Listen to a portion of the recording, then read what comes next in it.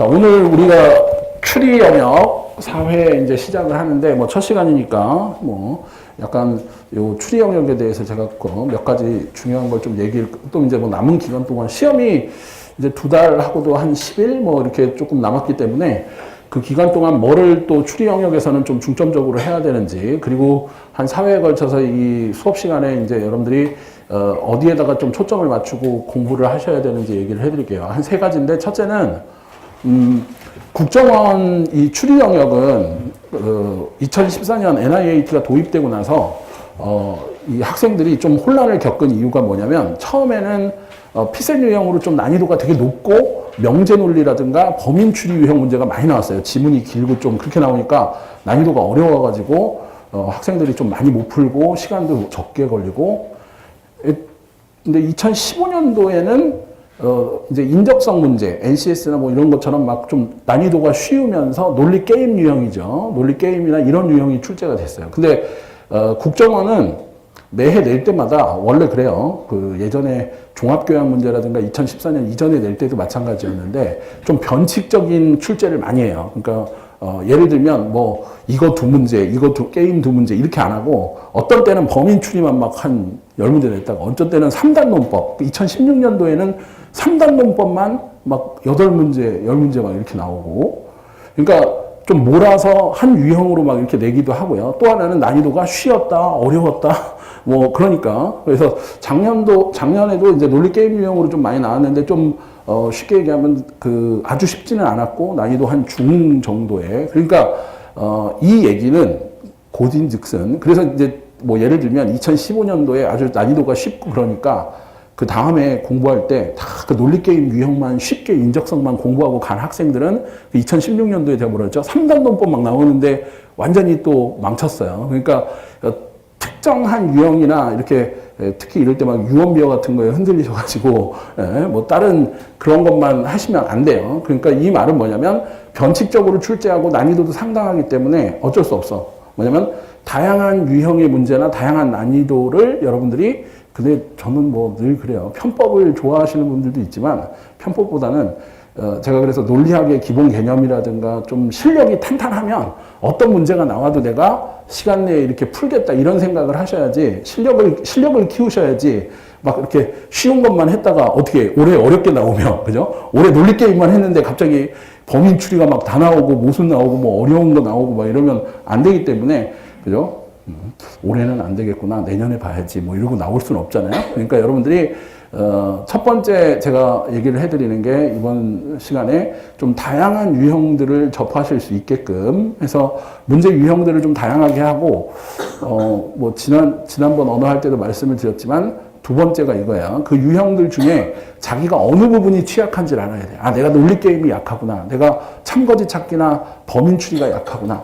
또 내가 3단 논법이 약하구나. 또 지문으로 이렇게 길게 나오는 게 약하구나. 그러면 남은 기간 동안 그런 문제들을 한 3-4문제 정도만 더 맞춘다. 이렇게 15문제이기 때문에 거기서 3-4문제 맞추고 뭐 2-3문제 더 맞추면 뭐 충분히 합격권 내에 드실 수 있기 때문에, 그래서 여러분들이 그런 거를 이제 생각을 하셔가지고 다양한 유형과 다양한 난이도 문제를 접해보고, 2번째는 자기가 약한 부분이 어느 부분인지를 좀 깨닫는 거. 그러기 위해서는 문제 풀어서 내시면, 제가 될 수 있으면 그런 분들이 있어요. 와, 누구는 80점이고 나는 60점인데 뭐 막 창피해서 안 내요 이런 거 있는데, 그거보다는 내서 제가 거기 뒤에다가 코멘트를 적어 드려요. 이런 유형을 중심식으로 해서 좀 더 공부를 해라. 학생마다 이게 다르기 때문에 될 수 있으면 제 시간에 푸셔서 내셔야 제가 분석을 해드리고 그 코멘트에 따라서 공부를 하시는 게 오히려 남은 2-3달 동안 좀 준비하시는데 훨씬 도움이 되시니까, 될 수 있으면 푸셔서 제출을 하고 가시는 게 좋고요.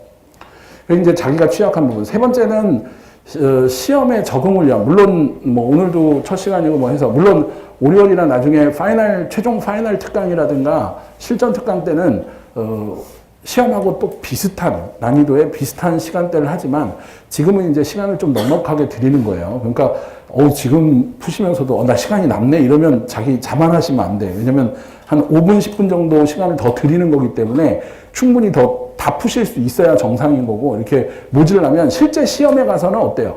긴장하고 막 이러니까 시간이 더 모질라. 그러니까 그런 난감함이 있기 때문에 좀 시험에 적응하는 훈련, 물론 파이널 특강이나 가게 되면 더 좀 시간을 촉박하게. 그래서 여기서는 좀 시험에 적응하고 시간 내에 푸는 연습도 하고요. 그 다음에 이제 스킬도 연습을 하시라는 거야. 뭐냐면 시간을 드리는 이유는 어떤 분은 너무 정직하게 1번부터 2번, 3번, 4번 뭐 이렇게 쭉 순서대로만 푸시는 분이 있는데 작년에도 그랬고요. 재작년에도 그랬고 이제 학생들이 얘기하는 게 그거야.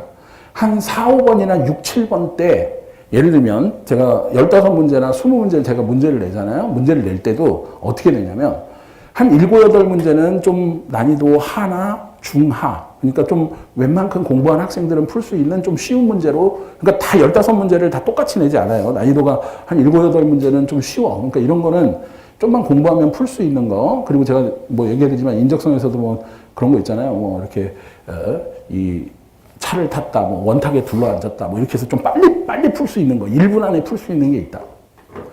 난이도 중짜리가 한 4, 5문제를 섞죠, 이제. 그러면 그거는 한 1분 30초에서 2분 정도 걸리는 난이도가 좀 있는 문제가 있어. 이런 거는 이제, 근데 제가 얘기해 드리는 게 합격권이라는 게 뭐냐면, 그 아까 난이도 하는 다 풀어야 돼. 그리고 중을 좀 한 3, 4문제 풀고, 난이도 상도 한두 문제 풀면 10문제에서 12문제 맞추면 합격권이에요. 근데 여러분들이 대부분 난이도 상 있는 문제를 뒷부분에 안 놓고요. 한 5, 6번 문제에다가 넣어놔. 그럼 재밌는 게 그 문제 푸느라고 막 시간 엄청 잡아먹고 무슨 얘기예요? 근데 또 틀려. 그래버리면 뒤에 쉬운 문제들이 좀 있기 때문에 여러분들이 또 뭐를 알아야 되냐면 이걸 풀면서 이거는 되게 난이도가 높고 특히 이제 어떤 부분들은 이제 자기가 진실거짓 찾기나 모순 관계를 이용해서 범인 추리가 너무 어렵대.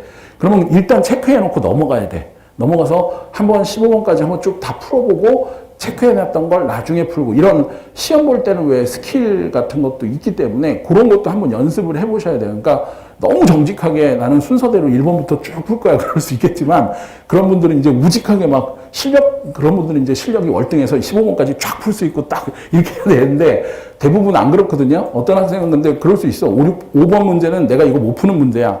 근데 이제 대부분 몰라. 자기 실력과 이걸 모르니까 도전을 했다가 그죠? 시간은 흘러가고 어떡하지? 여기서 포기할까? 이제 내적 갈등을 해.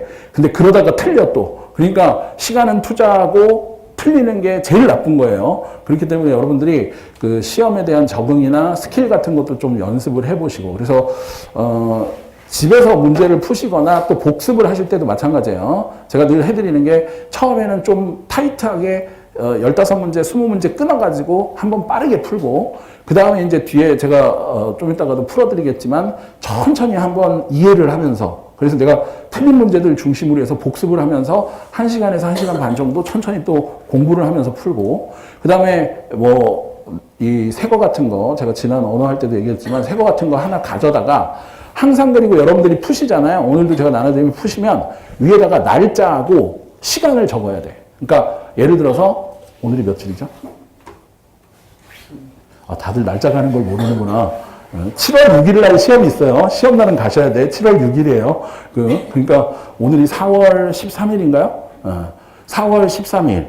그리고 몇 시 해놓고 몇 문제를 풀었는가? 11번. 딱 이렇게 해놓고 채점을 한 다음에 몇 점.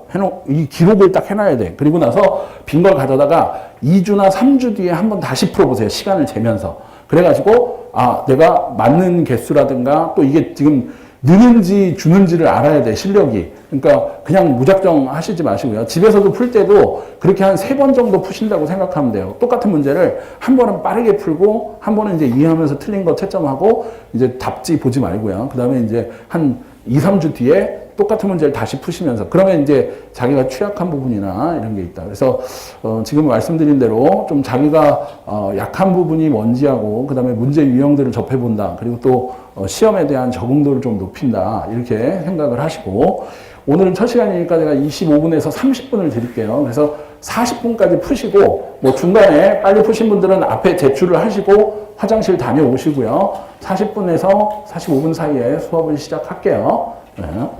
자, 나머지 분들은 쉬는 시간에 내시고 쉬는 시간에 찾아가세요. 제가 아까 전에도 말씀을 드렸지만, 늦게 오신 분들이 있어서 다시 한번 간략하게 얘기를 해드리면 한 세 가지 정도의 초점을 맞추시고 수업을 들으시면 돼요. 첫 번째는 뭐 국정원의 이 추리 영역 NIAT가 항상 연도에 따라서 유형도 많이 달라지고 난이도도 상당히 변칙적으로 출제가 되기 때문에 일단은 뭐 한 가지 유형이 아니라 다양한 유형들이나 다양한 난이도의 문제들을 좀 접해보는 게 중요하다. 그리고 이제 두 번째는 그 유형들 중에서 특히 이런 NIAT도 마찬가지고 뭐 논술도 마찬가지지만 자기가 취약한 부분이 어딘지를 빨리 파악을 하셔서 그 부분에 있는 거를 한 두세 문제 더 맞춘다 이렇게 생각을 하시면 점수가 빠르게 오르실 수 있어요. 그래서 두 번째는 자기가 과연 어느 이제 제가 좀 설명을 드릴 때도 이제 내가 이런 유형이 약하구나 그러면 그 부분에 대해서 조금 더 하시고요. 그리고 세 번째는 뭐 지금 여러분들이 시험에 대한 적응도를 좀 높이기 위해서 한번 간단하게 테스트를 해보는 건데 매주 할 거예요. 근데 이제 중요한 거는 여러분들한테 지금 5분에서 한 10분 정도 더 드린 거기 때문에 지금 다 이제 15문제를 다 푸신 분도 있겠지만 안 됐다 그러면 실제 시험에 가셔서는 좀 시간이 더 많이 쫓길 것이다. 이렇게 얘기를 해 드리는 거고요. 자, 그러면 이제 우리가 1번 문제부터 한번 볼게요. 다음 글의 내용이 참일 때 밑줄 친 결론을 이끌어내기 위해 동그라미요. 추가해야 할 전제로 적절한 것은 무엇이냐. 자, 이거를 우리가 이제 특히 물론 이제 한 문제 한 문제 푸는 것도 중요하지만 제가 늘 이 특히 추리 영역이나 논리 추리 뭐 피셋도 마찬가지고 NCS에서도 문제 해결 능력이나 뭐 이런 것도 마찬가지고 그래서 논리학적인 기본적인 개념들을 좀 잘 이해해 두시고 도식화시켜서 풀어야 왜냐면 이제 전제들을 뭐 1, 2, 3, 4, 5 줄 때도 있고 이렇게 제시문처럼 줄 때도 있고 근데 어떤 식으로 나오든 제가 뭐 아까 그랬잖아요. 실력만 있으면 그죠? 다 풀 수 있어. 그러니까 이거를 재구성해서 도식화시켜서 풀면 빠르고 정확하게 푸실 수 있기 때문에 그런 연습들을 좀 해보시면 돼요. 첫 번째 문제는 뭐냐면 명제 언어 논리 중에 전제 찾기, 추가 전제 찾기 요런 유형이다. 그러니까 이럴 때는 이제 결론하고 논증의 구성을 한번 해보셔야 쉬워요. 자, 보시면 A팀이 제작하는 운영체제를 C팀 전산 시스템에 설치하면 C팀의 보안 시스템에 오류가 발생한다. 그러니까 A팀 길지만 그죠? A팀에 지금 보시면 뭐라고 되어 있어요? 운영체제. 운영체제를 C팀에 설치하면 보안 시스템에 오류가 난다. C팀. 자, 여기죠. B팀이 제작하는 전원 공급 장치는 동그라미 보세요. 5% 결함이 있고 B팀이 제작하는 전원 공급 장치 중 5%에는 결함이 있고 나머지는 결함이 없다. 근데 C팀의 전산 시스템에는 반드시 B팀이 제작한 전원 공급 장치를 장착한다. B팀 전원 공급 장치는 뭐야? 5%의 결함이 있다. 그리고 C팀에는 시스템엔 반드시 100% B팀 전원 공급 장치를 한다. 이렇게 되죠. 그리고 만일 C팀에 동그라미 보세요. 보안 시스템에 오류가 있거나 제가 이렇게 해요. C팀 보안 시스템에 오류가 있거나 제가 이렇게 부의하는 건 또는이에요. 또는 있거나 또는 전원 공급 장치에 결함이 있다면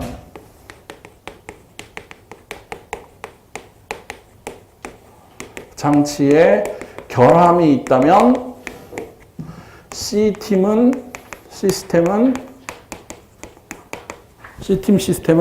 오류가 발생한다.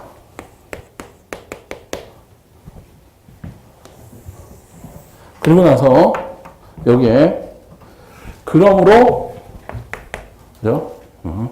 반드시 C팀 시스템에 오류가 발생한다. 자, 우리가 지금 얘기하고 싶은 건 이 결론이 반드시 참일 경우. 자, 제가 T라고 쓰면 이제 truth, 참이에요. 참이 되기 위해서 어떤 전제가 들어가야 되느냐. 이 말은 이 전제만 가지고는 참이 될 수 없다는 사실이야. 그럼 여러분들이 이제 두 가지를 생각해 보면 돼요. 제가 한번 보여드리면, 이 명제논리 전제 찾기는 항상 제가 이렇게 드릴게요. 결론에서 뭐로? 역순으로 찾아간다. 요게 제일 중요한 포인트야, 역순. 자, 시스템에 오류가 있으려면, 자, 이렇게 보세요. 시스템에 오류가 있어. 그럼 둘 중에 하나야. 자, 이거는 뭐라고 그랬어요? 또는. 자, 또는이니까, 또는은 얘가 되거나, 그러니까. 제가 그래서 여기에, 논리 도식 하나 가르쳐 드릴게요. 자, P 또는 Q일 때 R이다. 자, 이게 참이면, P면 R도 참이고요. Q이면 R도 참이다. 이렇게 생각을 해야 돼. 자, 무슨 얘기냐? 그녀가 예쁘거나 돈이 많다면 나는 그녀와 결혼할 것이다. 그녀가 예쁘거나 돈이 많다면 난 결혼할 거야. 자, 예쁘면 어떻게 돼요? 결혼하죠. 돈이 많으면 결혼해. 그러니까 둘 다 참이야.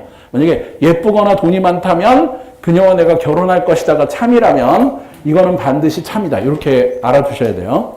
그러니까 이거는 또는이라 그래서 또는. 자, 이게 참일 경우 이게 다 참이다. 근데 그럼 지금 무슨 얘기냐? 이게 반드시 참이기 위해서는 C팀 시스템이 오류가 있기 위해서는 첫째, 보안 시스템에 오류가 있어야 돼. 그죠? 그럼 보안 시스템에 오류가 나려면 뭐야? A팀 운영체제가 장착돼야 되죠. 근데 여러분들이 조심하셔야 될 게 A팀 운영체제가 장착되면 보안 시스템이 오류가 나고 보안 시스템이 오류가 나면 C팀 시스템이 오류가 난다. 그러니까 첫 번째는 A팀 운영체제가 C팀 시스템에 뭐요? 장착이 된다. 자, 요게 들어가면 뭐가 나와? 이게 나오죠. 자, 두 번째는 전원 공급 장치에 결함이 발생해야 돼. 자, 그럼 전원 공급 장치는 당연히 반드시 B팀 걸 쓰니까 B팀에 5% 결함이 있는 이게 들어갔는데 그 5%가 공급이 결함이 되면 이게 돼서 이렇게 되겠죠. 그러니까 이 얘기는 뭐냐면 B팀 그죠? 이 전원 공급 장치 이게 됐고 이게 오류가 결함이 있으면 그리고 이 결함이 있으면 이게 어떻게 돼요? 여기에 들어가서 이게 된다. 그러니까 둘 중에 하나면 돼. 둘 중에 하나. 근데 여러분들이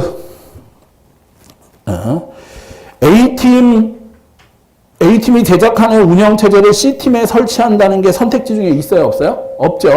그러니까 그게 만약에 있어도 정답인데 그거는 없어. 그러면 B팀이 제작하여 C팀에 공급한 전원장치에 결함이 있다. 3번이 정답이죠.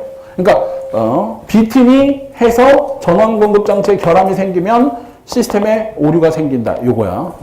그러니까 만약에 제가 얘기해드리고 싶은 거는 요게 추가돼도 이 B팀 공급받은 이게 결함이 생겨서 오류가 생기죠.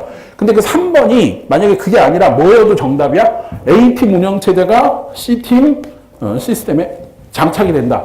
요게 돼도 보안 시스템에 오류가 생기고 이렇게 가니까 이 둘 중에 하나가 아무것도 있으면 거기에 정답이 될 수 있다는 거예요. 일단은 A팀 운영체제가 제작하는 운영체제가 C팀 전산 시스템에 설치되었다라는 보기가 없기 때문에 3번이 정답이에요. 자, 2번 보죠.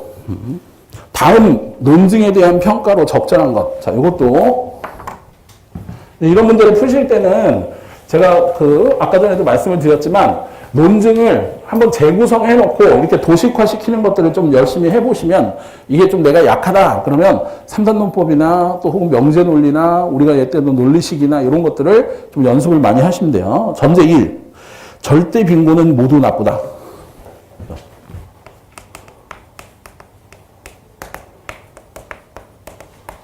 절대 빈곤은 모두 나쁘다. 당연히 절대 빈곤 나쁘죠. 전제 2는 비슷하게 중요한 일을 다른 일을 소홀히 하지 않고도 우리가 막을 수 있는 절대 빈곤이 존재한다.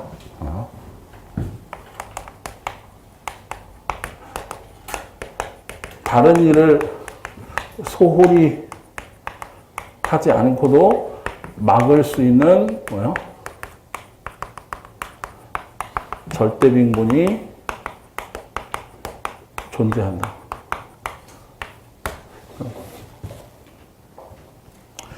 전제 3은 비슷하게 중요한 다른 일을 소홀히 하지 않고도 나쁜 일을 막을 수 있다면 우리는 그 일을 막아야 한다. 전제 3은 다른 중요한 일을 뭐요? 소홀히 안 하고, 그리고 이거는 제가 이거죠. 그리고 이렇게 되는 거예요. 그리고 또는 아까 또는은 V자 이렇게 그리고 막을 수 있다면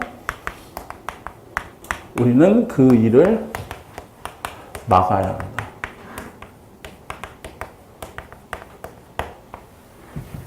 뭐 간단한 얘기죠. 여러분들이 생계에 지장이 있어.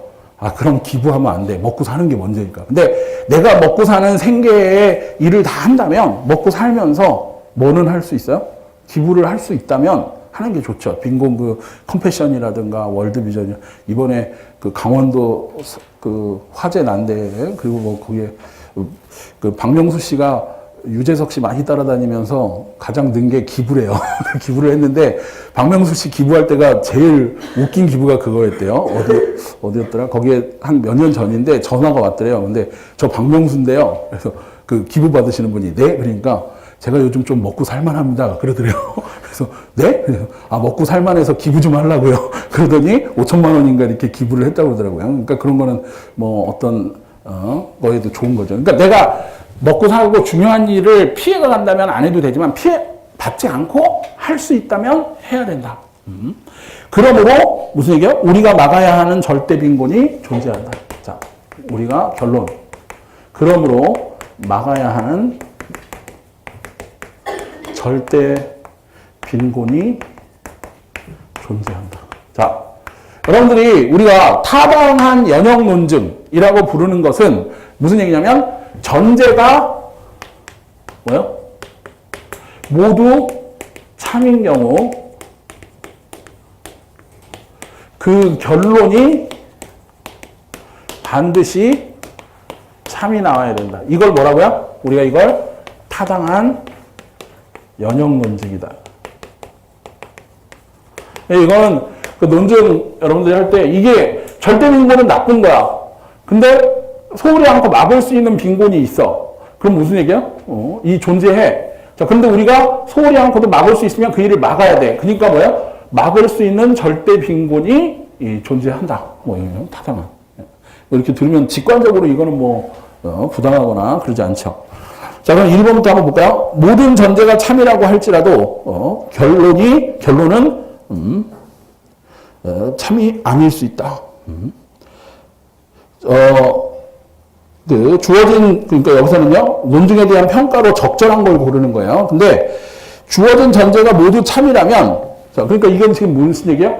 빈곤은 나쁘고, 이거는 절대 빈곤이 막을 수 있는 게 있고, 막을 수 있다면 해야 돼. 그러면 막아야 하는 절대 빈곤이 존재하죠. 그러니까 만약 이게 다 참이라면, 제가 T를 쓰면 트루스라고 그랬어요. 참. 그럼 이건 반드시 참이 된다. 그러니까 필요한 타당한 3단 논법이기 때문에 지금 1번 선택지는 틀렸죠. 모든 전제가 참이라고 하면 결론이 참이 아닐 수 없죠. 무조건 참이어야 된다. 그러니까 이 논증은 전제가 참이라면 내용의 흐름과 일치해서 반드시 참이 되기 때문에 1번은 잘못된 평가다. 자, 2번 볼까요?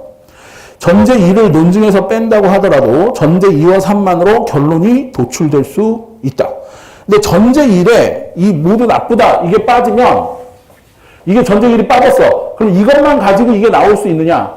근데 중요한 건 절대 빈곤이 존재한다가 나오지만 막을 수 있는 이게 나쁜 일인지 뭔지 나와요, 안 나와요? 안 나오기 때문에 전제일이 빠지면 이거는 반드시 참여라고 할 수 없죠. 그러니까 이것도 X. 1, 2번은 다 적절하지 않은 거 X고요.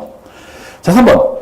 비슷하게 중요한 다른 일을 소홀히 해도 막을 수 없는 절대 빈곤이 있다면, 그죠? 결론은 도출되지 않는다. 근데 여기에서는 이 경우에 뭐라고 전제를 깔았냐면, 소홀히 하지 않고 막을 수 있는 거, 소홀히 하지 않고 막을 수 있는 건 막아야 된다. 이렇게 얘기했지, 소홀히 하고 막는다. 이런 얘기는 지금 전제에서 언급된 내용이에요? 안 내용이에요? 그렇기 때문에 여기에 소홀히 해도 막을 수 없는 절대 빈곤에 대한 건 위의 논증에서 언급하고 있지 않아요. 그러니까 이거는 물음표를 하셔야 돼요. 세모. 위의 논증으로부터 알 수 없는 거야. 그렇기 때문에 도출되지 않는다는 건 이 논증과 상관이 없는 거다. X. 그래서 1, 2, 3번은 다 틀린 거고요. 4번. 절대 빈곤을 막는 일에 동그라미요. 비슷하게 중요한 다른 일을 소홀히 하게 되는 경우가 많다면 결론은 도출되지 않는다. 이거는 소홀히 하지 않는 경우를 얘기했기 때문에 소홀히 하는 경우는 이 논증에서 나와 있는 거예요, 없는 거예요? 여러분들이 잘못 생각하시면 소홀히 하면 하지 말아야 된다? 뭐 이런 얘기인 것 같지만 그런 얘기는 아니에요. 소홀히 할 건지 안 할 건지에 대한 건 언급한 내용이 없기 때문에 이것도 관련이 없다. 그러니까 3번, 4번은 관련 없는 논증이기 때문에 X. 그래서 1, 2번은 틀린 거고요. 3, 4번은 물음표를 하시고 그래서 1, 2, 3, 4번은 논증에 대한 적절한 평가가 아니다. 정답은 5번이겠네요. 자, 보세요. 비슷하게 중요한 다른 일을 소홀히 하지 않고도 막을 수 있는 동그라미요. 나쁜 일이 존재한다는 것을 전제로 추가하지 않아도 주어진 전제만으로도 결론은 도출될 수 있죠. 그러니까 추가적인 전제가 필요 없어. 요건 이미 이 세 개에서 이게 필연적으로 나올 수 있는 타당한 연역 논증이다라고 되어 있기 때문에 추가 전제는 필요 없다. 정답은 5번. 맞는 평가다.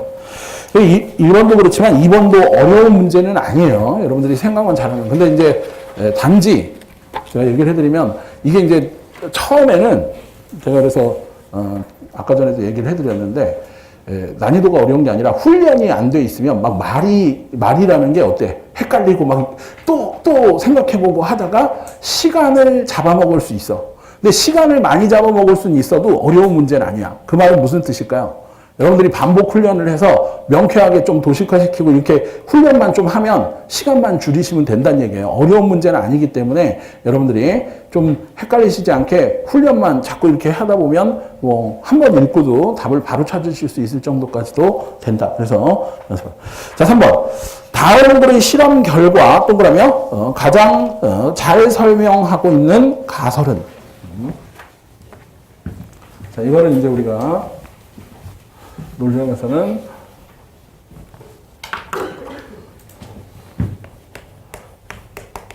가설 추리. 자, 이거는 특히 여러분들이 그 간혹 NIAT에서 많이 나오는 게 이과 실험 결과를 주고 그거의 가설로 역추적을 하는 거예요. 이건 아까 전제 찾기하고 비슷해요. 그 결과. 그러면 여기서는 항상 제가 이런 언어 논리에서도 마찬가지고 언어 영역에서도 마찬가지고 논리, 추리 논리에서도 마찬가지인데 과학의 실험 지문 같은 게 나왔다. 그럼 여러분들이 뭘 잘 봐야 되냐면 실험에서는 목적이 있어. 목적과 의도. 왜 이 실험을 하는지. 그죠? 이런 걸 파악을 해야 돼. 그리고 여기에는 변수가 있어요. 그리고 거기에 따르는 결과. 그러니까 뭐가 달라질 때 뭐가 결과가 달라지는지 이런 걸 잘 봐야 돼. 실험의 원인, 목적, 결과, 그 다음에 어떤 매개 변수가 뭐를 작용해서. 그러니까 시험에 이런 면들을 좀 잘 보셔야 된다. 자, 이것도 마찬가지죠. 자, 보세요. 상추씨를 임의로 가부터 라군으로 나눈 후. 자, 그러면 여러분들이 제가 이것도 이제 얘기를 해드리면 한 두 가지가 있는데 뭐 좀 빠르신 분들은 뭐 요런 종류의 문제가 나왔다. 그러면 표를 만드셔도 좋지만 또 아니면 그냥 그 위에다가 표시를 하시는 거예요. 예를 들면 가, 나, 다, 라가 있어 이렇게. 그러면 뭐 가는 해당하는 거에 동그라미를 쳐. 그러면 이거는 세모를 치고 이거는 별표를 치고 뭐 이거는 이런 부지적 표시를 하고 이렇게 따로따로 표시를 해주면 왜 이런 걸 할까요? 아주 간단해. 이런 걸 하면 차이가 보여요. 그러니까 가부터 라군까지 무슨 조건, 실험에 뭐야? 이런 조건이나 이런 변수가 이게 뭐가 다른지를 한번 봐야 돼. 그렇기 때문에 자 보세요. 적색광을 1분간 조사한다. 그래서 적색광 1분. 자, 조사는 이렇게 비춰주는 거죠. 조사한다. 자, 그리고 나서 나구는 가공과 하고 근적외선을 4분간. 자, 이걸 똑같이 하고 근적외선 4분.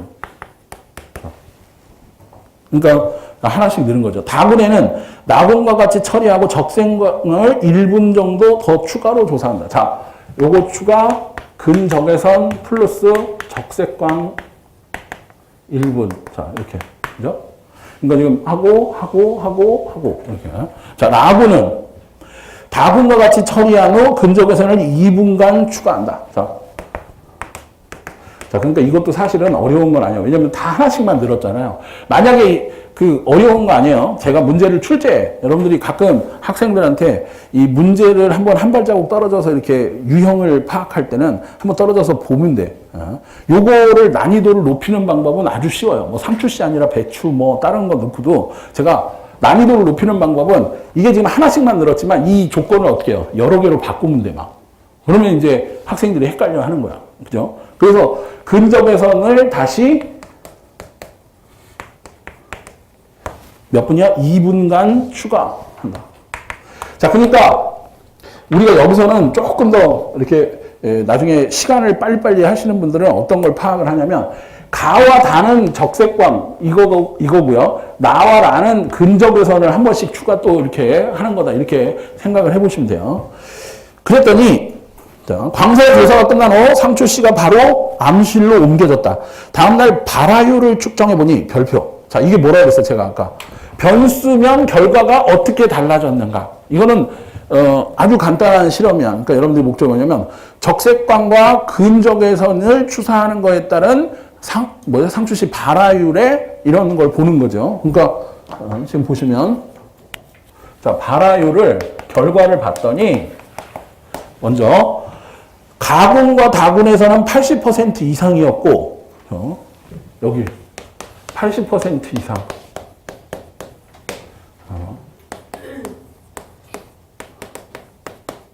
근데 나구는 2%, 라구는 3%였다.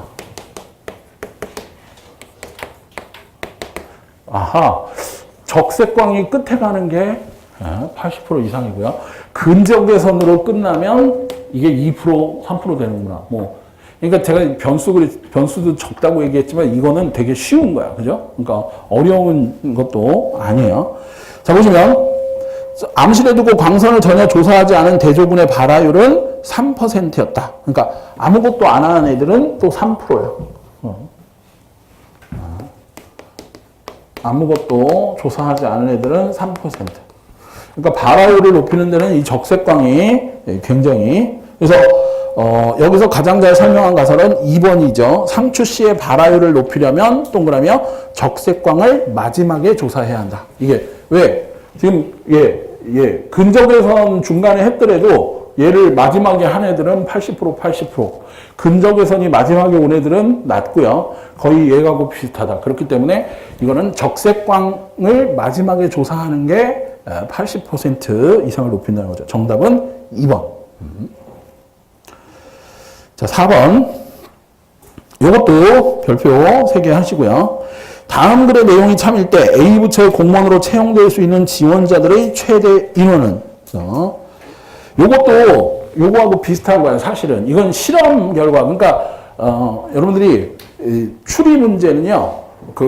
어떤 학생은 딱 보면 이건 과학 지문이고 이거는 민주의식 뭐 공무원. 근데 사실은 똑같은 문제인데 이건 실험 형태를 가진 것뿐이고 요거는 뭐예요? 공무원 채용할 때 하는 건데 두 개가 뭐가 똑같은 거냐면 뭐죠? 우리가 이게 이제 귀납법 중에서 이 주어진 조건들에 따른 결과를 보는 거죠. 그렇기 때문에 이거하고 똑같이 푸시면 돼요.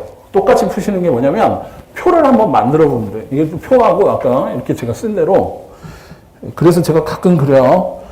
추리 영역 문제를 푸실 때는 눈으로 푸시면 절대 안 돼. 손으로 손으로 푸시는 거예요, 손으로. 그러니까 빨리 해보고, 논리게임 문제도 마찬가지고요. 명제 논리도 마찬가지고, 손으로 빨리 해보다가 안 되면 다시 또 해보고 그래야지, 머릿속으로 막 암살하듯이 푸시려고 하면 더 헷갈리고 그래요. 자, 한번 보죠. 금년도 공무원 채용 시 A 부처에서 요구되는 자질은 동그라미요. 자유민주주의 가치 확립, 건전한 국가관. 자, 그래서 자유민주주의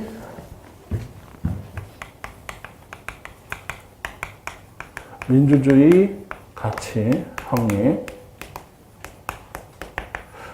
그런데 사실은 이것도 표를 만들어도 되고, 여러분들이 가치 확립은 동그라미 치시고요. 그 다음에 건전한 국가관. 자, 요거는 세모. 이렇게 해보세요. 건전한 국가관. 그 다음에 헌법가치 인식. 헌법가치 인식.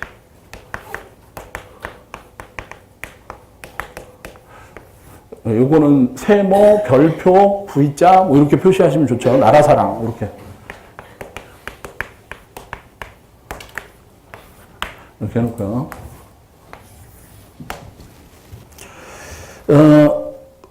이중, 적어도 3가지 자질을 가진 사람을 채용할 것이다. 자, 3가지 자질을 갖춘 사람. 이거를 채용합니다.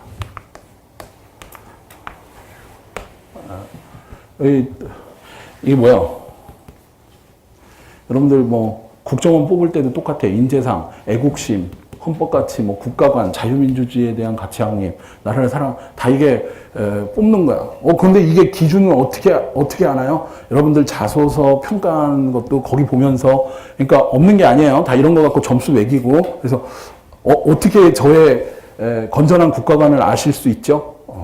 논술하고, 그러니까 여러분들한테 그랬잖아요. 국가관, 민족관 논술 보고 평가하고 자소서 보고 평가하고 해서 총점을 매기는 거예요. 그러니까 거기에 여러분들의 이런 게 다 들어가 있는 거야. 애국심이 얼만큼 있는 사람이고, 그죠? 보안의식이나 뭐 이런 것들. 자, 여기 보시면, 갑을 병정 4사람이 있대. 갑, 을, 병, 정. 근데 제가 지금 이렇게 그려드리는 거는, 이거는 지금 간단하기 때문에 사실은 아까 위에 거 풀듯이 동그라미, 세모, 별표, V자 이런 걸로 표시하셔도 되는데, 만약에 난이도가 좀 어려워졌다 그러면은 표를 그려보시는 게 훨씬 빨라요, 사실은. 그래서 한번 보여드려요. 갑이 지닌 자질과 정의가 지닌 자질 중 적어도 2개는 일치한다. 아하, 갑과 정의 적어도 2개는 일치한대. 그죠? 헌법가치 인식은 병만 가진 자질이다. 별표 3개 하시고요. 헌법가치는 병만 가진 것이다. 자, 헌법가치는 병만. 이런 게 사실은 문제를 풀 때요. 요런 논리게임도 그렇고 위치찾기 배열형 문제도 그렇고 이런 게 가장 중요한 게 키 센텐스, 키 슐리셀 같은 게 있는데 이게 뭐냐면 하나가 풀려야 다른 게 하나가 풀리고 하기 때문에 먼저 순서를 잘 봐야 돼요. 근데 이거 갖고는 처음에는 못 풀잖아요. 근데 이거는 딱 뭐가 나와? 병만 있다고 그랬으니까 병, 그리고 이렇게 X를 칠 수 있어요. 그죠? 자, 그 다음에 만약 지원자가 건전한 국가관의 자질을 지녔다면 헌법가치 인식의 자질도 지닌다. 그러니까 보시면 건전한 국가관을 가졌으니까 우리가 지녔다면 헌법가치 인식도 했기 때문에 병은 건전한. 자, 근데 이거는 조금 설명을 해드려야 될 게 있어. 뭐냐면 요거는 하나를 알아야 되는데 우리가 이 논리식 중에 P면 Q이다. 자, 요게 P면 Q이다. 조건명제. 자, 이게 참이면, 제가 T를 쓰면 참이라고 했죠. 이게 참이면 반드시 참인 건 뭐다? 요게 참인 경우 반드시 참인 건 대우명제라고 그랬죠. 대우명제라는 것은 어떻게 만든다? 뒤집어서 not Q이면 not P다. 이게 참이면 이거는 반드시 참이라고 그랬어요. 그러니까. 자, 그러면 제가 이렇게 만들어 볼게요. 건전한 국가관이 있다면 헌법가치 인식이 있다. 이렇게 됐어. 그죠? 헌법가치 인식. 자, 이거의 대우명제 어떻게 만들어요? 이거의 대우. 만약 헌법 가치 인식이 없다면 건전한 국가관이 없다. 이렇게 되겠죠. 그러니까 이게 참이면 이것도 반드시 참인 거야. 자, 그러니까 저는 딱 보는 순간 어떻게 알 수 있어? 아, 얘는 이게 있지만 얘네 셋은 뭐야? 없는 거야. 이해가 안 돼요? 근데 이 다음에는 사실은 볼 것도 없어. 왜 그러죠? 얘네는 2개 이상 됐기 때문에 적어도 3가지 자질 이상 가진 애만 채용한다 그랬잖아. 그러니까 채용될 수 있는 건 누구밖에 없어요? 병밖에 없는 거야. 그러니까 얘네는 이미 2가지 이상이 없기 때문에. 물론 다른 것도 해보셔도 되지만 제가 시간을 절약하는 방법이 그러니까 막 논리게임 풀 때도요. 적당하게 풀리거나 보기가 주어졌을 때 중간쯤에서 답이 나와요. 근데 이제 대부분 교수님들이나 저도 마찬가지고 이걸 문제를 만들 때 그 뒤에까지 다 해보는 사람들이 시간을 잡아먹게 만드는 거야. 그러니까 뒤까지 다 원래 안 해보셔도 된다. 한 명이죠. 그러니까 2번이 정답. 건전한 국가관을 지닌 지원자는 한 명이다. 누구요? 병이고요. 갑병정은 자유민주주의 가치 확립을 지니고 있다. 그러니까 아까 얘기한 대로 갑병정이라고 했으니까 요거 갖고 있잖아요. 이렇게. 그래요? 자, 그러니까 지금 보면 3가지 뭐 이거는 모르더라도 요 3가지를 갖고 있기 때문에 얘가 된다. 한 명. 정답은 2번. 자, 4번의 정답 2번이고요. 자, 5번. 다음 글의 결론을 지지하지 않는 것은. 자, 이것도 논증.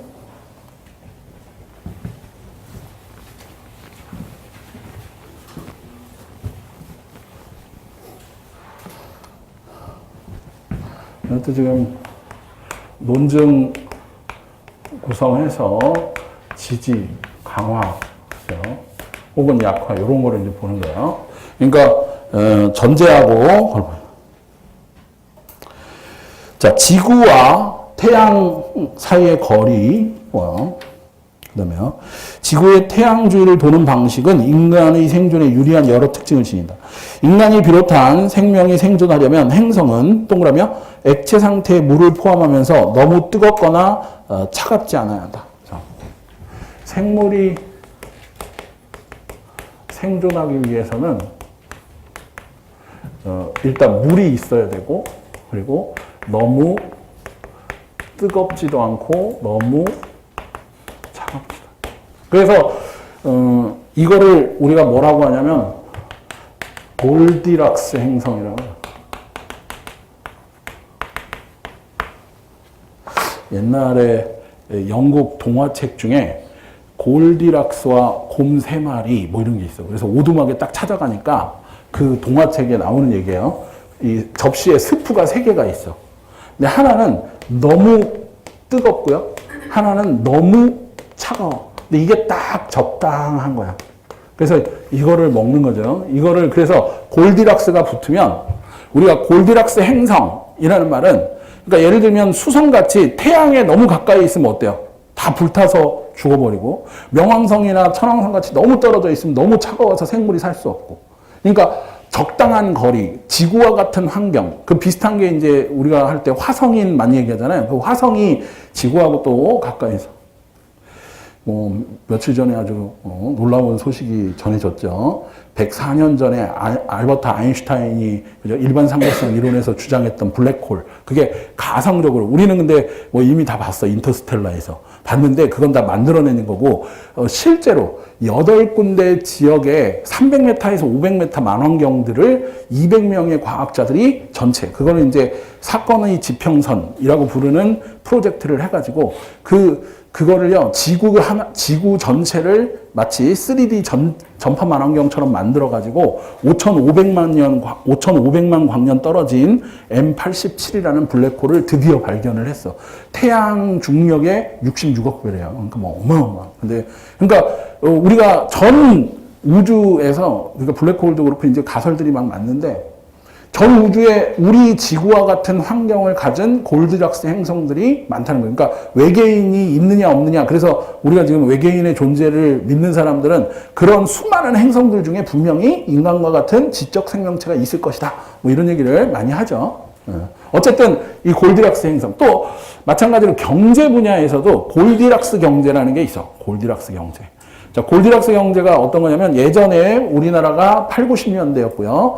중국은 90년대에서 2000년대 초반까지 경제 성장이 두 자릿수 이상 10%까지 하는데 물가가 안정되어 있으면서 고용, 실업률도 높지 않고 인플레이션이 발생하지 않는 그러니까 뭐야 적당한 정도의 가장 좋은 경제를 골디락스 경제라고 그래요. 그래서 사실은 이 지금 EU가요.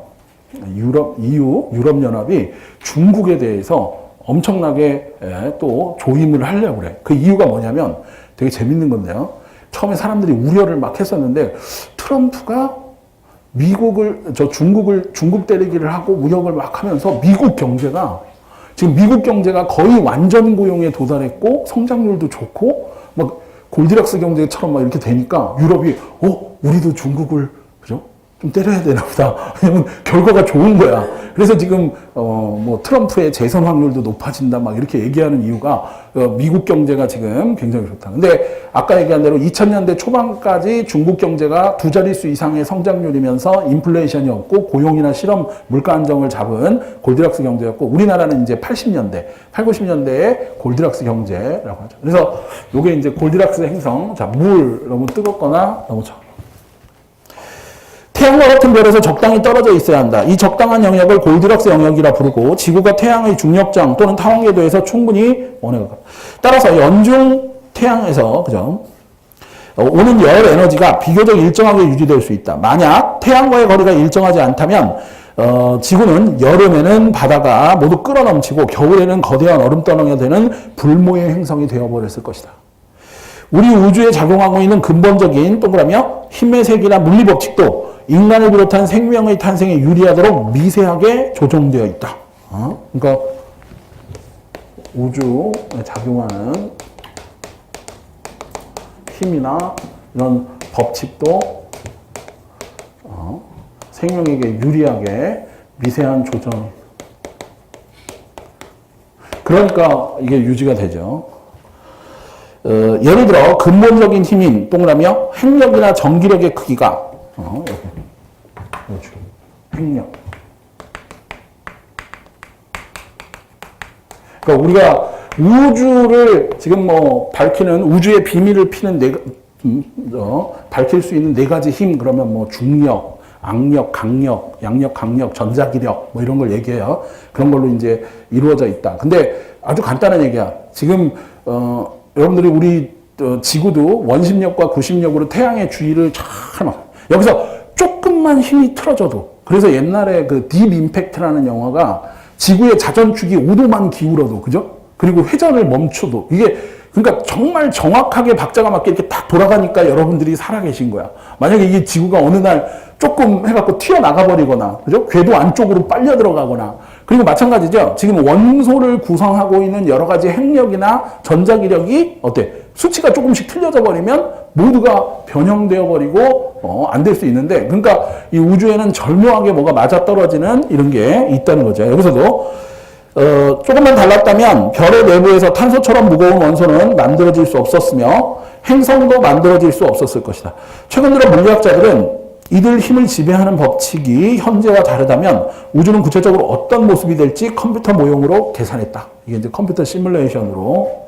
그 결과 강한 핵력의 강도가 동그라미요 0.5% 다르거나 전기력의 강도가 겨우 4% 다를 경우에도 탄소나 산소는 우주에서 합성되지 않는다. 그러니까 핵력이 0.5% 이게 4% 하더라도 탄소, 산소가 없대. 자, 탄소하고 산소가 없으면 우리가 살 수 있어요? 숨도 못 쉬고 탄소도 뭐 없으니까 안 된다.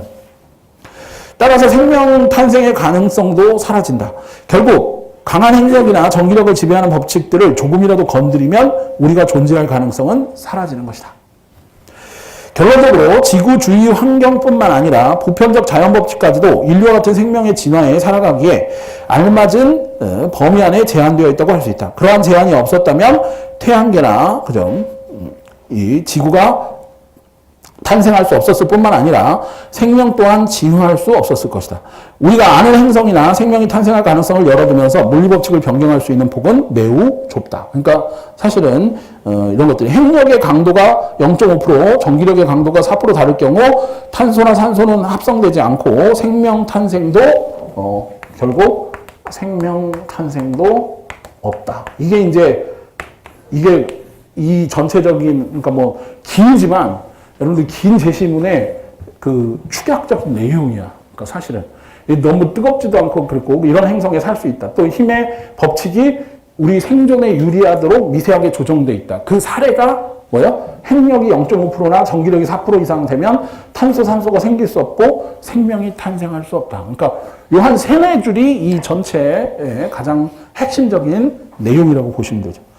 결론을 지지하는 것. 자, 1번. 탄소가 없는 상황에서도 생명은 자연적으로 진화할 수 있다. 1번이네요. 1번은 전혀 반대죠. 여기서는 탄소, 산소가 없으면 생명 탄생이 안 된다고 그랬는데, 지금 뭐라고 했어요? 탄소가 없는 상황에도 생명을 자연적으로 진화할 수 있다는 사실이 나오면 이 전체적인 이 글은 다 틀려버리게 되기 때문에 지지하지 않는 것은 정답은 1번이다. 나머지 뭐 2, 3, 4, 5는 잘 읽어보시면 글의 결론을 지지하는 게 맞죠. 정답은 1번. 그래서 이런 거 제시문이 길지만 사실은 어려운 문제는 아니에요. 자, 5분 정도 쉬었다가 6번부터 또 풀게요. 여러분들이 지금 다 푸신 분들은 앞에 여기 갖다 내시고요. 지난 시간에 했던 분은 찾아가세요. 네.